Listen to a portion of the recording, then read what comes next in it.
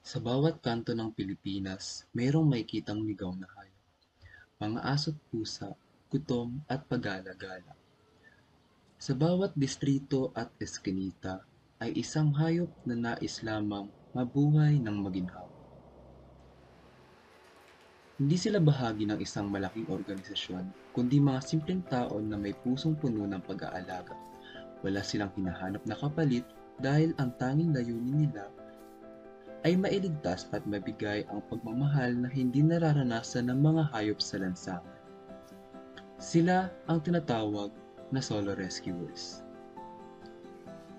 Kalye kung saan libo-libong hayop ang humaharap sa pagsubok ng mundo, ay mayroon ding mga tao na nabibiyaan ng busilak na puso.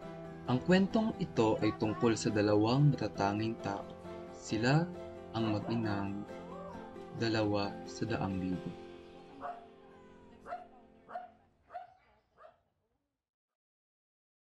Nakilala namin sina Miss Myla sa isang artikulo ng Inquirer kung saan ibinahagi ang kanilang kwento bilang solo rescuers mula sa Las Piñas City. Naligtas at naalagaan nila ang mahigit 170 pusa at 7 aso. Hi, ako si May, anak ni Myla ng Myla Rescues. At welcome sa aming maliit pero punong-puno ng pagmamahal na rescue.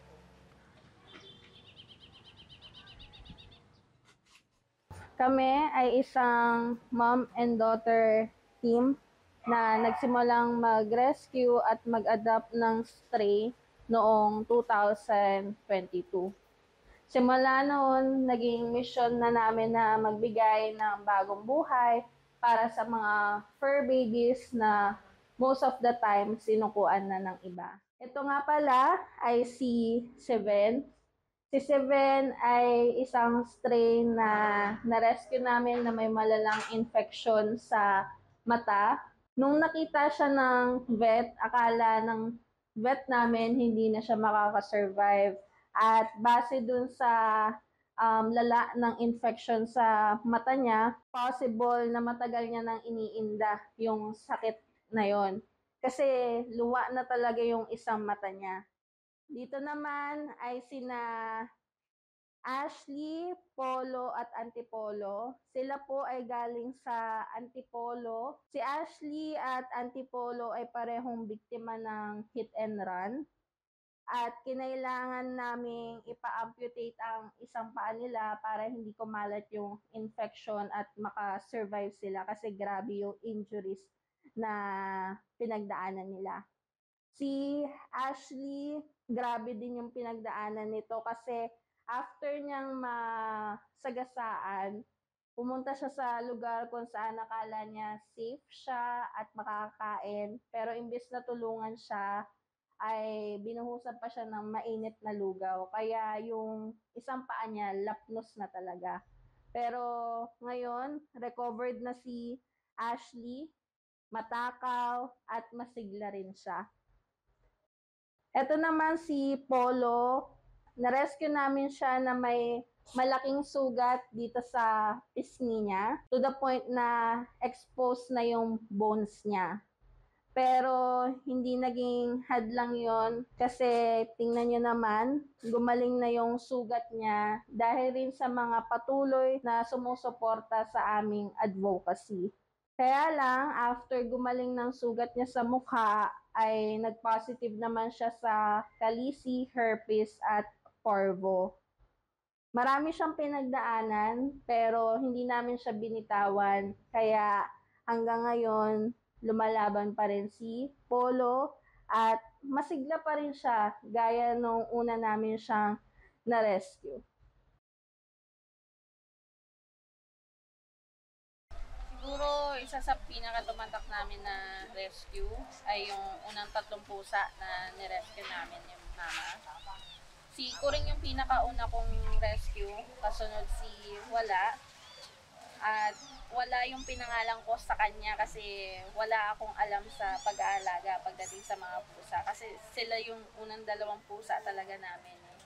Hanggang sa muwi si mama galing Masbate para asikasuhin yung condo unit namin sa Las Piñas. Ako naman, that time, nagre-renta ako sa kainta. Tapos si mama, habang inaasikaso niya yung unit namin sa Las Piñas, tumira siya sa akin sa kainta at doon niya nakilala si Kuring at saka si Wala.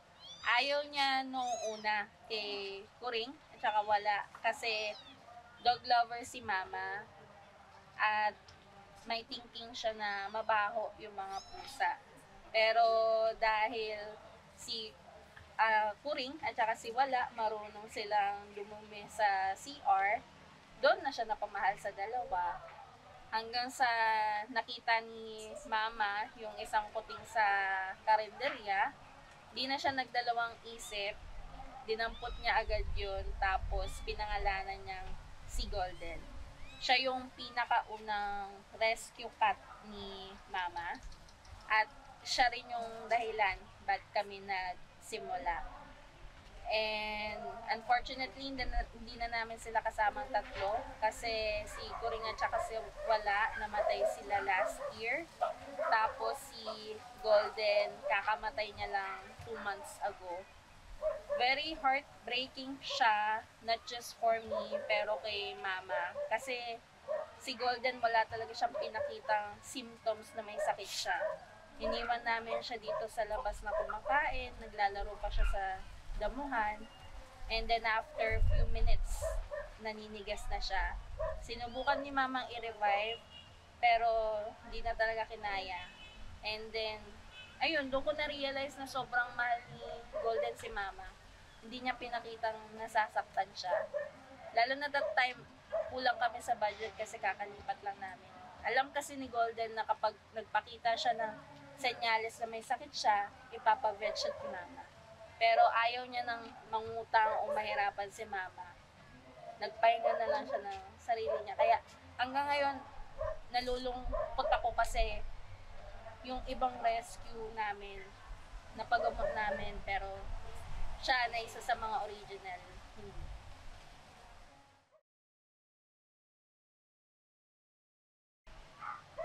Sobrang saya sa pakiramdam. Lahat ng pagod, hirap, sa pag-aalaga, sa paglilinis, sa gastos, lahat ng problema nawawala kapag nakikita kong masigla na sila at healthy. Kasi yung iba, nakuha namin sila, naghihingalo na, o kaya naman, hindi na makalakad. Pero yung mga naghihingalo na yun, ngayon, tumatakbo na sila, parang sobrang excited sila kapag nakakita sila ng pagkain o kaya kapag nakikita nila kami. Kaya, sobrang saya ng puso ko kasi nabago namin yung buhay nila kahit papano. Si Mookie, Ching Ching at Watson ay sabay-sabay silang ipinadala sa amin dahil balak silang iligaw ng may-ari ng resort sa Antipolo. Kaya lang, 3 days pa lang sila sa amin, nakawala na si Mookie, Ching Ching at Watson dahil hindi sila sanay sa kulungan. Etong si Mookie, siya yung una naming nakita. After 2 days, nakita namin si Ching Ching sa tulong ng aming mga kapitbahay. At si Watson, siya yung talagang nahirapan kami sa paghahanap. Kasi halos 1 buwan bago namin siya makita. Halos 1 buwan din na hindi nakatulog si mama. Iniisip niya kung nakakain na ba si Watson, kung nakakainom ba ng tubig si Watson. Ngayon, andito silang 3 kasama ng iba namin mga rescue na healthy din at safe na sila ngayon. Kaya panatag na yung loob namin na hindi na sila maliligaw o mawawala.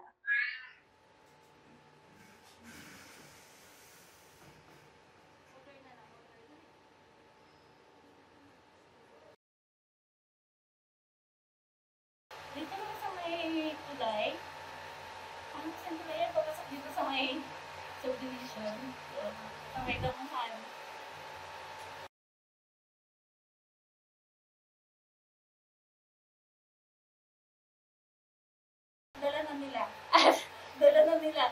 ilalagay na lang doon. Hindi na sila tatawag or ano. Victim na, naka-cage, iwanan na lang. Pero yung mga malalayo, ayan, tinatawag na siya.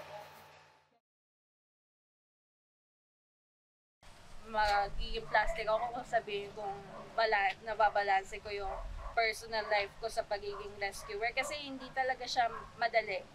Gastos pa lang, 4K yung nagagastos namin everyday sa food. Wala pa dun yung supply na kailangan namin para ma-maintain yung cleanliness ng bahay at saka yung mga medication, pati yung mga rent bills namin na kailangan na namin bayaran. Dahil hindi biro mag-alaga ng stray. Responsibility siya. Kailangan hindi mo lang iisipin yung pagkain niya ngayon, kundi yung magiging pagkain niya sa susunod. Pero para sa amin ni Mama, ano naman yun, worth it naman yun.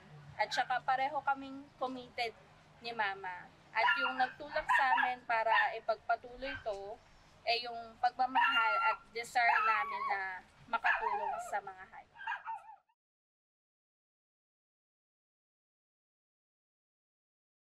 Opo,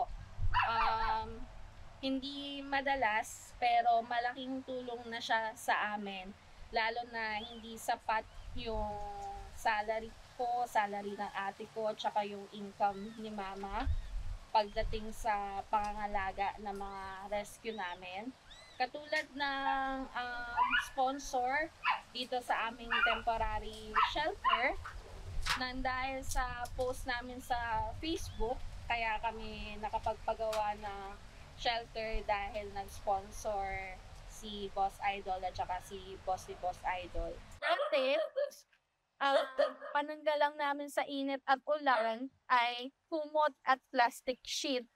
Kaya parang nakakaawa sila. Alam natin yung Mama na hindi ideal yung ganong setup.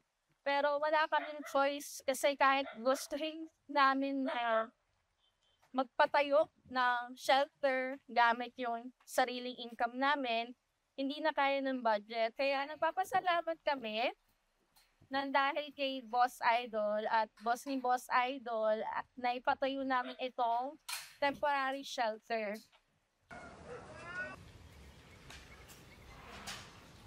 Meron din kami mga consistent na nagdo-donate monthly. Kami kasi as a rescuer, we're very transparent pagdating sa money na pinapadala nila. Kasi feeling namin obligated kami to let them know saan ba napupunta yung perang pinapadala nyo. And I think that's the reason bakit consistent sila nagpapadala kasi nagtitiwala sila. At saka sobrang thankful din ako na hindi kami mag-isa sa laban na to. Pumunta naman tayo dito sa garahe kung saan may mga pusa din kami na alaga. Dito sa garahe, dito naka-assign yung helpers namin sa paglilinis. Kasi kami ni Mama, ang ginagawa namin tuwing umaga ay sa loob kami ng bahay nag-aasikaso. Unang ginagawa ni Mama, pagkagising niya, magluluto siya para sa mga aso. At ako naman, imbes na mag-toothbrush, aalisin ko muna yung ihi at dumi ng mga aso kasi madalas silang dumumi sa sala talaga. Pagkatapos ko alis ng ihi at dumi, saka ako mag-i-scoop ng dumi ng mga pusa na nakakulong sa sala.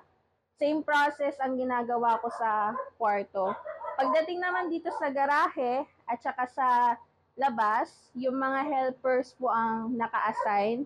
Bali, ang ginagawa nila, ganun din, nag-i-scoop sila ng dumi, nagwawalis, tapos binubuhusan nila ng tubig na may sabon ang floor para hindi po mabaho yung amoy. Kasi maintain yung kalinisan dito sa bahay. Pagkatapos nila maglinis, tsaka sila maghuhugas ng pinagkainan ng mga aso pusa.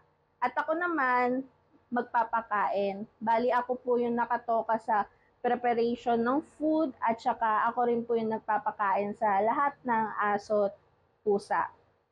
Tapos, minimake sure namin talaga na malinis ulit pagkatapos nilang kumain. Kasi syempre, dudumi sila ulit. Gusto namin na mapanatiling malinis yung lugar para healthy sila at komportable din.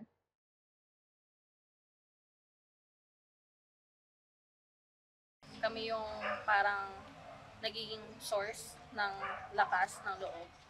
Kapag napanghihinaan na ako, kaya kapag napapagod na ako, si mama lagi niya ako pinapaalalahanan na huwag sumuko at saka bakit namin sinimulan to. Tapos kapag si mama naman yung nalulungkot kasi hindi talaga biro yung pagiging rescuer, lalo na hindi mo naman masabi kung makakasurvive o hindi itong rescue na to. Ako naman yung nagpapaalala sa kanya na kailangan naming ipagpatuloy to para mabigyan namin ng second chance yung bawat stray. Naging close kami ni mama kasi kami yung parang nag-lift up sa isa't isa kapag yung isa pagod.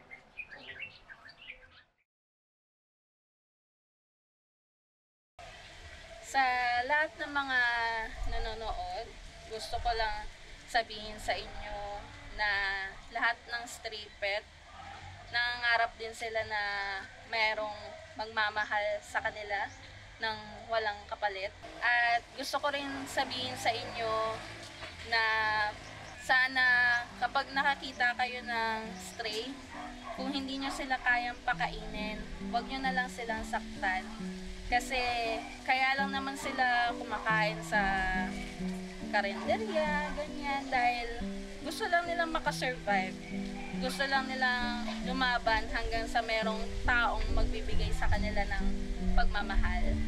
At sana dumating din sa punto na piliin nating mag-adapt kesa suportahan yung mga nagbebenta na mga aso at pusa, dahil hanggat sinusuportahan yun, hindi sila titigil sa pagbebenta. Maraming stray ang kailangan tayo na para magkaroon sila ng second chance.